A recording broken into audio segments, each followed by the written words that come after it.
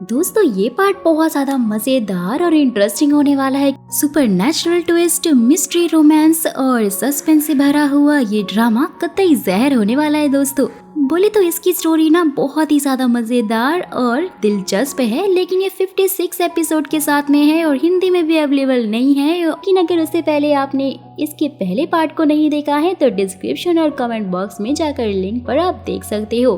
तो इस पार्ट की शुरुआत वहीं से होती है जहाँ पिछले पार्ट का द एंड हुआ था।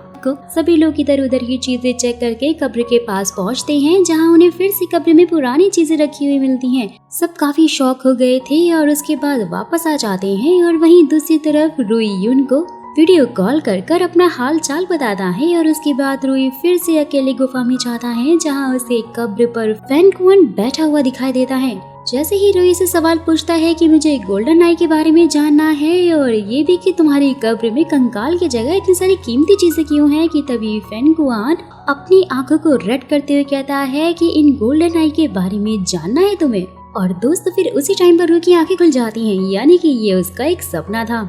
जिसके बाद वो फेई से कब्र से जुड़ी सारी फाइल्स मांगता है और वो भी प्रोफेसर मैंग को कॉल करती है फाइल्स के लिए। और जैसे ही प्रोफेसर रूम में फाइल लेने के लिए जाती है तो कोई उन पर हमला कर देता है और उनकी आवाज सुनकर फेई और रुई जल्दी से वहाँ पर आते हैं। नेक्स्ट मॉर्निंग रुई एक कैमरे का पीस फेई को दिखाता है कि तभी प्रोफेसर को होश आता है और उसे पता लगता है कि उन्हें रूम में फ्लैश लाइट दिखी थी और रूम का लॉक टूटा हुआ था। जब मैं चेक करने गई थी तो कोई मुझे मार के वहाँ से चला गया। रुई फिर बोलता है कि गद्दार कोई और नहीं बल्कि प्रोफेसर का असिस्टेंट होता है, जिसने कि यीबिंग के असिस्टेंट से फाइल के बदले में पैसे लिए थे। और यहाँ हम उसे यीबिंग के असिस्टेंट से बात करते हुए भी देखते हैं। दोस्तों वही रुई को छानबीन करके वो टूटा हुआ कैमरा भी मिल जाता है। वो जा ही रहा होता है कि तभी असिस्टेंट आकर रुई से रिक्वेस्ट करता है कि मैंने पैसों के लालच में ये सब कुछ किया और इसलिए तुम प्रोफेसर को मत बताओ।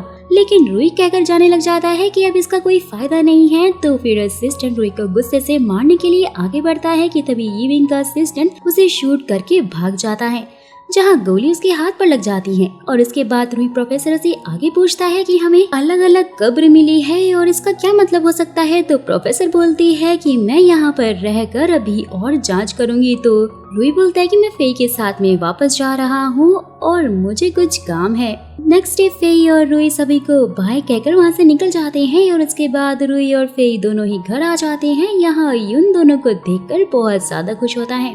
नेक्स्ट सीन में फेई को इनर मंगोलिया के सप्लायर के बॉस का पता लगता है, लेकिन जब उसे पकड़ने के लिए पहुंचती है तो कोई और पहले ही बॉस को मार चुका होता है। नेक्स्ट सीन में फेई सबूत को देखकर कुछ पता लगाने की कोशिश कर रही होती है कि तभी जहांग उसे आकर जाने को कहता है क्योंकि आज उसका बर्थडे जो था। नेक्स्ट सीन में फेई रुई के घर जाती हैं, जहाँ सभी लोग मिलकर उसका बर्थडे काफी अच्छे से सेलिब्रेट करते हैं। और उसके बाद रुई ग्रैंडफादर को अपने साथ हो रही घटनाओं के बारे में बताता है, जिसे ग्रैंडफादर उसे अच्छे डॉक्टर को दिखाने के लिए कहते हैं। कि तभी वो अपने फोन में एक मैसेज देखकर जल्दी से बाहर जाता है, जहां देखते हैं कि वो यीबिंग के साथ कहीं जा रहा है।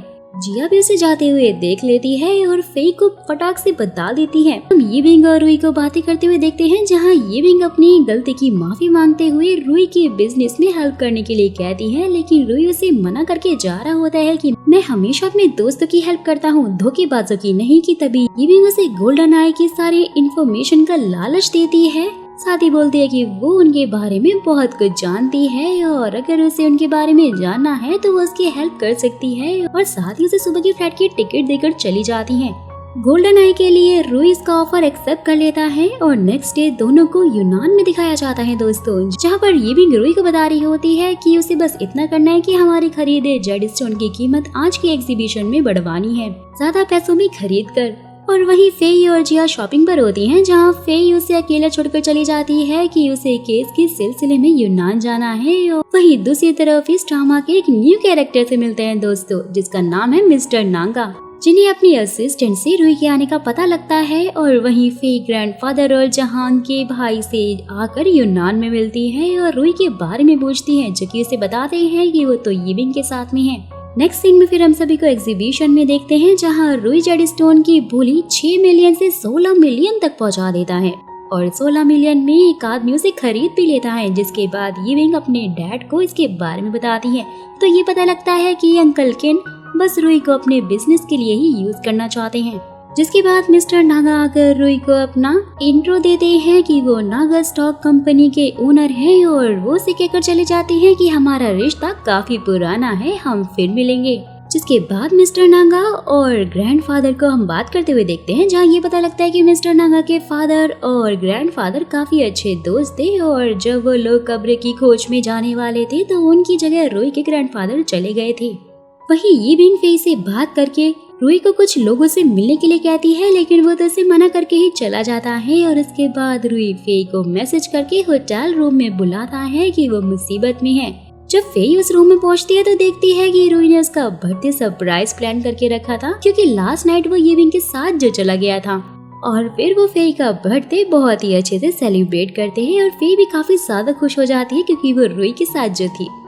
नेक्स्ट मॉर्निंग यीबिंग रुई का मैन्युस्क्रिप्ट का दूसरा भाग देते हुए कहती है, फैन क्वान का जीवन शुरू में अच्छा था, लेकिन समय के साथ साथ ही वह खराब होता गया। और ये बोलकर वो चली जाती है कि तुम्हें उसके बारे में ज्यादा नहीं जानना चाहिए। वहीं दूसरी तरफ अंकल किन और यीबिंग की बातों से ये पता लगता है कि यीबिंग अब रुई पर नजर रखने वाली थी। जैसे ही रुई स्क्रिप्ट पढ़ने की कोशिश करता है कि तभी ग्रैंडफादर उसे कॉल करके मिलने के लिए बुलाते हैं कि मुझे तुम्हारे दादाजी के बारे में कुछ पता चला है। और जब रुई वहां पहुंचता है तो वो उसे उसके ग्रैंडफादर के बारे में बता रहे होते हैं। तभी कोई उनसे मैसेज करके मिलने के लिए बुलाता है और ग्रैंडफादर 10 मिनट उसे वेट करने का बोल के चले जाते हैं। और थोड़ी देर बाद हम देखते हैं ग्रैंडफादर की डेथ हो गई है, यानी किसी ने उन्हें मार दिया था। रुई तो बहुत ज्यादा शॉक हो जाता है, उनका फोन मोबाइल सब कुछ चेक करता है और ये पता लगता है कि उन्हें मिस्टर नागर ने मिलने के लिए बुलाया था। कि तभी फेई रुई को बताती है कि जब तुम्हारी शॉप पर रॉबरी हुई थी तो जेड आई टूट गई थी और वो मिस्टर नागा के नाम पर थी। सवाल ये उठता है कि तो अब फिर वो मैसेज क्यों करेंगे। और वहीं मिस्टर नागा एक जेड आई को लेकर वापस से यूक्रेन चले जाते हैं। और वहीं ग्रैंडफादर की डेथ से ग्रैंडसन बहुत ज्यादा दुखी होता है। रुई फिर उसे दिलासा देते हुए कहता है कि हम ग्रैंडफादर के कातिल का पता जरूर लगाएंगे। वहीं जैसे ही यीबिंग को उसके असिस्टेंट से ग्रैंडफादर की डेथ की न्यूज मिलती है तो वो उसे रुई पर नजर रखने और ग्रैंडफादर के कातिल का पता लगाने के लिए बोलती है। और उसके बाद ही रुई ग्रैंडसन को बता रहा होता है कि तुम्हारे ग्रैंडफादर मेरे ग्रैंडफादर के बारे में कुछ बताने वाले थे कि वो कब्र की खोज पर गए थे, लेकिन जैसे ही उन्हें एक मैसेज आया वो वहाँ से चले गए थे। और ये सुनते ही ग्रैंडसन फिर उसे एक लेटर देता है जो कि रुई के ग्रैंडफादर ने उसके ग्रैंडफादर को लिखा था, जिसमें ये लिखा हुआ था कि खोज के दौरान हमें कई प्राचीन चीजें मिली हैं जिस पर आँख की आकृति बनी हुई थी। और खोद के दौरान एक ब्लास्ट भी हुआ था जिसमें मिस्टर नागा के फादर की तबीयत बहुत खराब हो गई थी और वो अजीब सी हरकतें करने लगे थे। उन्हें सर में बहुत दर्द होने लगा था और उनकी 5 इंद्रियां काम करना बंद हो गई थी, जिससे कि वो अंधे भी हो गए थे। और उसके बाद उन्होंने अपने साथियों पर हमला कर दिया था और एंड में लिखा था कि मेरे घर वालों को मत बताना ये बात। यहाँ रुई अंदाजा लगा लेता है कि मिस्टर नागा के फादर ने ही मेरे ग्रैंडफादर को मारा होगा, जिसका पता ग्रैंडफादर को लग गया होगा और इसीलिए मिस्टर नागा उन्हें मार कर चला गया। नेक्स्ट सीन में रुई सोच रहा होता है कि जैसा मिस्टर नागा के फादर के साथ हुआ था वैसा मेरे साथ ही हो रहा है। और ये कहते हुए वो सभी के साथ में डिनर करता है और सबको उसकी लाइफ में आने के लिए थैंक यू बोलता है। वो बहुत ज्यादा सैड हो रखा था और इसलिए वाइन के 4 गिलास खुद ही पी लेता है और फिर उसे लिन रूम में लेकर जाता है। और उसके बाद यून रुई की डायरी पढ़ लेता है और मैंने स्क्रिप्ट पढ़कर समझ आता है कि रुई के पास गोल्डन आई की पावर है। रुई से वो उसके बारे में पूछता है कि आखिर हमारी दोस्ती में ऐसी कौन सी कमी रह गई थी जो तुमने मुझसे ये बात छुपाई और मुझे कुछ भी नहीं बताया। तो रुई कहता है कि ये सच है कि मेरे पास गोल्डन आई की पावर है, लेकिन मैं धीरे धीरे सब कुछ खो दूंगा। और आज मैंने अपनी टेस्ट करने की सेंस को खो दिया है और शायद मैं अब सिर्फ 2-3 साल तक ही जिंदा रहूं या फिर उससे पहले ही मर जाऊं। और ये सब कुछ सुनकर तो यून कहता है कि ऐसा मैं नहीं होने दूंगा, हम तुम्हारा इलाज करवाएंगे। और ये बात लिन और फेई भी सुन लेते हैं। नेक्स्ट डे जैसे ही रुई अपनी शॉप बंद करके जाने वाला होता है तो यीबिंग आकर उसे मिस्टर नागा के बारे में बताकर चली जाती है कि वो अभी भी यूक्रेन में है। और नेक्स्ट सीन में हम सभी को यूक्रेन में देखते हैं दोस्तों, जहाँ पर फेई सबको विक्टर के बारे में बताती है कि उनके परिवार का 100 सालों से चलता आ रहा म्यूजियम है जो कि यूक्रेन के सभी अमीर परिवारों की कीमती चीजों को संभाल कर रखता है, जहाँ पर मिस्टर नागा की चीजें भी रखी हुई हैं। और हाल ही में विक्टर अपने म्यूजियम के 100 साल पूरे होने पर पार्टी रख रहा है जहाँ पर मिस्टर नागा जरूर आएंगे। नेक्स्ट सीन में रुई चाइना का अमीर और फेई उसके फियांसे और यून उसका असिस्टेंट बनकर विक्टर की पार्टी में म्यूजियम में पहुंच जाते हैं अपना भेष बदलकर, जहां पर विक्टर अपने सभी गेस्ट का वेलकम कर रहा होता है। उसके बाद वो तीनों लोग एंशिएंट चीजें देखने लग जाते हैं, जहां रूई एक चीज की खासियत बताने लगता है, जिससे कि अट्रैक्ट होकर विक्टर रूई से आकर मिलता है। जहां पर फिर यून उसका इंट्रोडक्शन देता है कि तभी एक आदमी पेंटिंग को देखकर हंगामा करने लग जाता है कि ये तो नकली है और मैंने इसे दूसरे म्यूजियम में भी देखा था। जहां विक्टर उसे पेंटिंग की सारी वैल्यूज बताते हुए कहता है कि ये मैंने आज के लिए दूसरे म्यूजियम से मंगवाई है, और जिसे सुनते ही वो आदमी शांत हो जाता है। जिसके बाद ही वो फिर अपनी 2 खरीदी हुई पेंटिंग विक्टर से जांच करने की मांग करता है, और उसके लिए विक्टर भी मान गया था और पेंटिंग को चेक करके बताता है कि उन्हें ये पेंटिंग ठीक लग रही है। और फिर रूई से चेक करता है, बोलता है कि ये दोनों ही पेंटिंग नकली है। और ये सुनते ही वो आदमी अपनी पेंटिंग लेकर वहाँ से चुपचाप चला जाता है। और वहीं फेई नोटिस करती है कि कोई वहाँ की फोटोज क्लिक कर रहा है, और वो आदमी अपनी पेंटिंग उसी आदमी को जाकर देता है। विक्टर यहाँ रूई से इम्प्रेस होकर उसे चाय के लिए अपने ऑफिस में बुलाता है और उसे एक बहुत ही प्राचीन घड़ी देते हुए थैंक यू भी बोलता है। रूई उसे घड़ी के बजाय मिस्टर नागा के बारे में बताने के लिए कहता है, लेकिन विक्टर साफ इनकार कर देता है कि अपने दोस्तों के बारे में मैं सबको नहीं बता सकता। ये कहकर वो उन्हें वहाँ से जाने के लिए बोल देता है। जैसे ही वो वहाँ से जाते हैं तो विक्टर रूई के बारे में मिस्टर नागा को बता देता है। जिसके बाद ही वो तीनों लंच पर जाते हैं, जहां वो एक बियर पार्टी कर रहे बॉयज ग्रुप को ज्वाइन करके ड्रिंक्स करने लगते हैं। और थोड़ी देर बाद ही फेई रूई से गोल्डन आई के बारे में जानने की कोशिश करती है, लेकिन रूई तो ड्रंक होकर फालतू बातें ही कर रहा होता है। फेई तो उससे परेशान ही हो जाती है। तो फिर नेक्स्ट डे तीनों फिर म्यूजियम में आते हैं और विक्टर से रूबी डायमंड देखने की मांग करते हैं, जहां विक्टर उन्हें कहता है कि वो हमने म्यूजियम में नहीं लगाया है। कि तभी वो तीनों से बताते हैं कि हम जानते हैं कि वो चोरी हो गया है। और ये सुनते ही विक्टर उन्हें फिर अपने ऑफिस लेकर जाता है और साथ ही उन्हें बताता है कि 1 महीने पहले वो चोरी हो गया था, जिसकी वजह से हमने उसे म्यूजियम में नहीं लगाया है। और यहाँ यून विक्टर के सामने एक डील रखता है कि अगर हम लोगों को बिना बताए रूबी डायमंड ढूंढ ले तो क्या आप हमें वो सारी इन्फॉर्मेशन देंगे जो हमें चाहिए। और विक्टर थोड़ा सोचने के बाद उनकी डील एक्सेप्ट कर लेता है और उन्हें वहाँ लेकर जाता है जहाँ पे रूबी डायमंड रखा हुआ था। साथ ही बोलता है कि जो रूबी डायमंड की जगह पर एक फूल रख कर गए थे। और फिर सारी जगह को अच्छे से चेक करती है और कहती है कि कल एक आदमी यहाँ पर हंगामा करने के लिए आया था ना, और हमें भी हंगामा करना होगा। जिसके बाद विक्टर और रूई झूठी लड़ाई करने लग जाते हैं, जहाँ वो आदमी उनकी फोटोज लेने लगता है कि तभी फेई को अपने पास देखकर वो वहाँ से भाग जाता है। फेई उसका पीछा करती है, जहाँ पर फिर वो एक जगह जाकर बहुत सारे आदमी फेई को घेर लेते हैं। और उसके बाद वो सभी रूई, फेई और यून को बांधकर एक जगह पर लेकर जाते हैं, जहाँ पर एक लेडी उनसे पूछती है कि वो उसकी आदमी का पीछा क्यों कर रहे हैं। तो रूई बोलता है क्योंकि हमें उस पर शक हुआ था। और ये सुनते ही वो लेडी उनसे कहती है कि जब तक विक्टर यहाँ नहीं आएगा मैं रूबी डायमंड उसे नहीं दूंगी। और ये कहकर वो तो उन तीनों को रूम में ही डाल देती है। मौका पाते ही फेई सबसे पहले अपने हाथ और फिर सबके हाथ खोलती है और माफी मांगती है कि उसे उसका पीछा नहीं करना चाहिए था। ये सुनकर रूई उससे माफी मांगते हुए कहता है कि सब कुछ मेरी वजह से ही हुआ है। जब रॉबरी में जेड आई का टुकड़ा मेरी आंख में घुसा था तो मुझे गोल्डन आई की पावर मिली थी, लेकिन उसके काफी सारे साइड इफेक्ट्स भी हैं जिनका इलाज मुझे अभी तक नहीं पता है। लेकिन मैं अपनी आईज से सब कुछ देख सकता हूँ और मैंने यहाँ एक पेंटिंग देखी है जिसमें रूबी डायमंड छुपा हुआ है। जिसके बाद ही फिर वो तीनों वहाँ से भाग जाते हैं और बीच में कैमरामैन को भी पकड़कर पूछते हैं कि वो लेडी विक्टर से आखिरकार चाहती क्या है। और इसकी बातों से पता लगता है कि विक्टर उस लेडी का एक्स हस्बैंड है। और उसके बाद फिर वो तीनों उस पेंटिंग को हटाकर देखते हैं, जहाँ पर अपनी सुपरनैचुरल पावर से रूई उस लॉक को खोलकर रूबी डायमंड निकाल देता है। और गाइस लिटरली ये सीन बहुत ही ज्यादा मजेदार था। तभी वो लेडी आकर बताती है कि उसका नाम मलीना है और इसने विक्टर से डाइवोर्स इसलिए लिया है क्योंकि वो अपने काम में कुछ ज्यादा ही बिजी हो गया था। और यहाँ तक कि जब मैंने उसके लिए अपनी 3rd एनिवर्सरी पर कैंडल लाइट डिनर रखा था तो वो उसे भी भूल गया था और उसने आज तक मुझसे माफी भी नहीं मांगी इसके लिए, और मैंने उसे डाइवोर्स ले लिया। जब तक वो मुझसे माफी नहीं मांगता मैं ये डायमंड नहीं दूंगी। और ये सुनते ही रूई कहता है कि विक्टर आपसे कल माफी जरूर मांगेगा और उसके लिए आपको हमें छोड़ना होगा। और ये सुनते ही अलीना फेई को रुकने के लिए कहती है, जिसके लिए फेई भी मान जाती है। नेक्स्ट सीन में रूई और यून विक्टर से जाकर बात करते हैं कि वो उसे माफी मांग ले, लेकिन वो तो साफ इनकार कर देता है कि मेरी भी कोई सेल्फ रिस्पेक्ट है यार। वहीं दूसरी तरफ हीविंग मांग को म्यूजियम में दिखाते हुए कहती है कि मिस्टर नागा ने जेडा यहीं पर रखी हुई थी जिसे तुम्हें लूटना है। और नेक्स्ट डे अलीना विक्टर से मिलने के लिए आती है, जहाँ विक्टर उससे माफी मांगते हुए फाइनली उसे दोबारा प्रपोज कर लेता है और अलीना भी उसे एक्सेप्ट करके डायमंड लौटा देती है। ये क्या बात हुई भाई, हस्बैंड वाइफ के चक्कर में बेचारा रूही और उसके दोस्त फंस गए।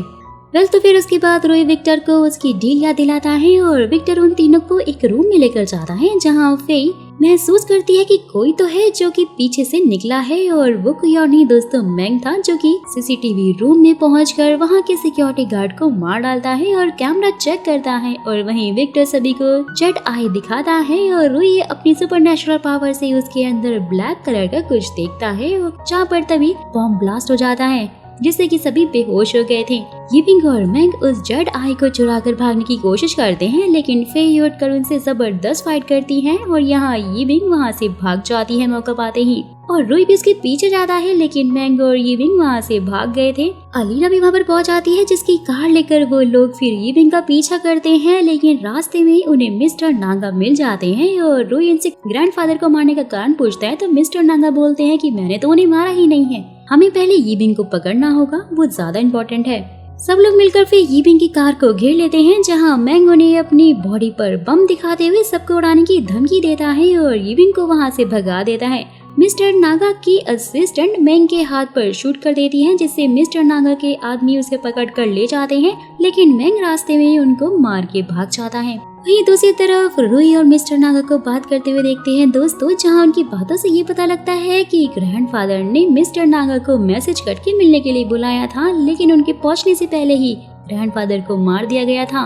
और वो वहां से इसलिए चले गए थे क्योंकि उनको जेड आई को प्रोटेक्ट जो करना था। जैसे ही फिर रूही उन्हें आर्कियोलॉजिकल टीम को फोटो देते हुए देखता है, जैसे कि उससे फिर अपने ग्रैंडफादर की डेथ का सारा शक मिस्टर नागा के फादर पर जाता है, जिसे ना मानते हुए मिस्टर नागा कहते हैं कि ये तो गलत है, मेरे फादर जब वापस आए थे और वो किसी से अपनी जान बचाकर भाग रहे थे, और इसलिए मुझे लगता है कि वो तुम्हारे ग्रैंडफादर से ही भाग रहे होंगे जो कि उनके पीछे पड़े थे। रूही के ये पूछते हैं कि लेकिन ऐसा क्यों होगा, तो वो बताते हैं कि शायद उन्हें गोल्डन आई की पावर चाहिए थी जो कि आज तुम्हारे पास है। और फिर उसे पास्ट की कहानी बताते हुए कहते हैं कि जब मैं पैदा हुआ था तो मेरे फादर को एक सोने की बाल्टी मिली थी, जिससे कि वो बहुत ज्यादा अमीर हो गए थे, लेकिन समय के साथ उनकी हेल्थ खराब होती गई, धीरे धीरे उनके सारे सेंस खत्म हो गए काम करना, जहाँ मुझे पता लगा कि उन्हें गोल्डन आई की पावर कांसू से मिली है, और इसलिए मुझे लगता था कि वो आपके ही ग्रैंडफादर से भाग रहे थे। जहाँ पर दोस्तों दोनों की बातों का ये कंक्लूजन निकलता है कि इन सब में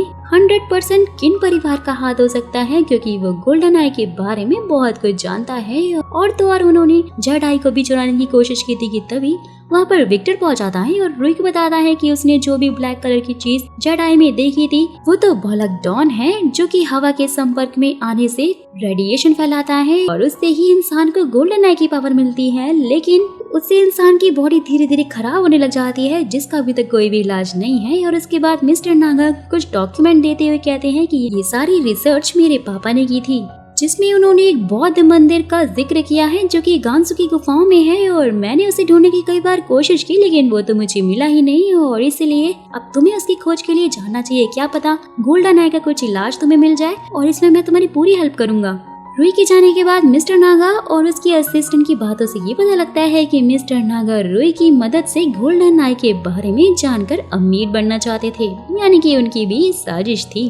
वेल तो फिर उसके बाद जब रूही ये बात फेई और युन को बताता है, तो फेई उसे मिस्टर नागा पर ट्रस्ट ना करने के लिए कहती है, क्योंकि वो कुछ भी कर सकते थे। नेक्स्ट डे फेई अलीना के साथ में मिलकर मैंग को पकड़ लेती है, जहां फेई के पूछने पर वो उसे चोरी से रिलेटेड कुछ भी नहीं बताता है, लेकिन उसकी बातों से ये मालूम पड़ जाता है कि यिबिंग अंकल किन की अडॉप्टेड बेटी है। वहीं दूसरी तरफ यिबिंग रूही और मिस्टर नागा के बीच हुई सारी बातें अंकल किन को बता देती है कि रूही गांसू की गुफाओं में गोल्डन आई के बारे में जानने के लिए गया हुआ है, और वहीं फेई रूही को बता देती है कि यिबिंग अडॉप्टेड है, यानी कि वो बस उनके कहने पर ही सब कुछ कर रही है। तो कहीं तुम्हारे ग्रैंडफादर की डेथ में अंकल किन का हाथ तो नहीं? रूही बोलता है कि ऐसा नहीं हो सकता, क्योंकि उस टाइम वो बहुत छोटे थे, लेकिन मुझे ये जानना है कि वो गोल्डन आई के बारे में इतना सब कुछ कैसे जानते हैं, और इसलिए मैं गांसू की गुफाओं की खोज करने जा रहा हूँ। नेक्स्ट सीन में सभी गांसू पहुंच जाते हैं, जहां पर लिन सभी को उसके फ्रेंड जेंग से मिलवाता है, जो कि गांसू के हर एरिया को काफी अच्छे से जानता था। और लिन उससे गुफाओं के बारे में पूछता है, लेकिन वो इनकार कर देता है कि भाई यहाँ पर तो ऐसा कुछ नहीं है। और फिर लिन उससे एरिया को दिखाने के लिए कोई गाइड मांगता है कि तभी जेंग का बेटा लाई आकर बोलता है कि वो उनका गाइड बन सकता है, लेकिन जेंग उसे डांट कर अंदर भगा देता है कि तुम ये सब नहीं जानते। कुछ तो था जो कि वो छुपा रहे थे। वेल तो फिर नेक्स्ट सीन में यून लिन से कह रहा होता है कि अगर हमें गुफाओं में गोल्डन आई के साथ खजाना भी मिल जाए तो कितना अच्छा होगा ना। और ये बात सुनते ही लाई अकेले ही तूफान में गुफाएं ढूंढने के लिए निकल जाता है। नेक्स्ट डे जब जेंग अपने बेटे को ढूंढ रहा होता है, वो तो उसे मिलता ही नहीं है, तो बाकी सब भी उसकी हेल्प करते हैं और थोड़ी देर बाद उन्हें अलाई मिल जाता है। और इसके बाद जेंग सबको थैंक्स बोलता है कि उन्होंने लाई की जान बचाई है, जिसके बदले में फिर लिन बहुत गुफाओं के बारे में उससे पूछता है। तो यहाँ जेंग उसे बता देता है कि 24 साल पहले मैंने रात को देखा था, जब चांद आम दिनों से बहुत बड़ा दिख रहा था, कि तभी मैंने उस गुफा को देखा था जिसके अंदर बहुत सारी पेंटिंग बनी हुई थी। और वहाँ पर रखी बौद्ध की मूर्ति को जब मैंने छुआ तो वो गुफा हिलने लग गई थी और मैं डर कर वहाँ से भाग आया था और गुफा मिट्टी में ही अंदर दफन हो गई। ये मंजर बहुत ज्यादा खतरनाक था। पिछले 24 साल में आज तक वो दिखाई नहीं दी है, जहाँ पर रूई भी समझ आता है कि 24 सालों में वो एक बार दिखती है। और फिर वो उन्हें उस जगह का मैप भी दिखाता है। जिसके बाद रूई सुपरमून के बारे में रिसर्च करता है कि तभी अंकल डा उसे कॉल करके बताते हैं कि जिस सुपरमैन मून को वो लोग ढूंढ रहे हैं वो तो कभी कभी रेगिस्तान में दिखता है, और वो भी तब जबकि समुद्र में साइक्लोन आया हो। और यहाँ रूई उनकी बातों से समझ आता है। नेक्स्ट डे सभी फिर मिस्टर नागा पे ट्रस्ट करने की बात कर रहे होते हैं कि तभी रूई आकर कहता है कि मैंने ढूंढ लिया है, सुपरमून एक हफ्ते बाद दिखाई देगा। नेक्स्ट सीन में यून गांसू के मार्केट में लिन के साथ में घूमने लगता है, जहां वो उस एक छोटे व्यापारी से एक चीनी मिट्टी का बहुत ही प्राचीन ऊंट खरीद लेता है। और लिन उसे मना करता है कि उसे रूई के बिना ये चीजें नहीं लेनी चाहिए, लेकिन वो तो उसकी सुनता ही नहीं है। और फिर गांसू की पुलिस उसे नकली चीजें खरीदने बेचने के जुर्म में पकड़ लेती है। जब फेई और रूई से छुड़वाने के लिए जाते हैं तो उन्हें ऑफिसर से पता लगता है कि वो व्यापारी ऐसे ही चीजों को बेचता है, और इसीलिए आज हमने उसे पकड़ लिया है। और यून भी शक की वजह से पकड़ा गया। जिसके बाद फिर रूई उस ऊंट को अपनी पावर से देखता है और वापस आकर यून को बताता है कि वो चीज ऐसी बनाई गई है कि कोई भी उसे असली समझ ले, और बनाने वाले ने अपना नाम उसके अंदर लिखा है, जो कि मुझे तो समझ में नहीं आ रहा। तो फेई उसे कहती है कि उसका ताल्लुक क्या पता गोल्डन आई से हो, जो सिर्फ वही उसका नाम देख सकता हो। इन सब के बारे में पता करने के लिए वो सभी ब्लैक मार्केट में आ जाते हैं, जहाँ से उस ऊंट को खरीदा गया था। और उसके बाद वो तीनों ही लिन को छोड़कर मार्केट में घूमने लग जाते हैं, जहाँ उन्हें वो ऊंट दिखता है और उसके बारे में यून पता करने की कोशिश करता है, लेकिन उसे बेचने वाला आदमी उसे वहाँ से भगा देता है। और जब वो आदमी अपनी शॉप बंद करके जाने वाला होता है तो तीनों उसका पीछा करते हैं, लेकिन वो उन तीनों को अपने आदमियों के संग घेर लेता है। जहाँ पर रूई उसका ऊंट तोड़कर उसमें से बनाने वाले का नाम निकालकर ये साबित कर देता है कि वो तो नकली है, कि तभी लिन वहाँ पर पुलिस को लेकर पहुँच जाता है।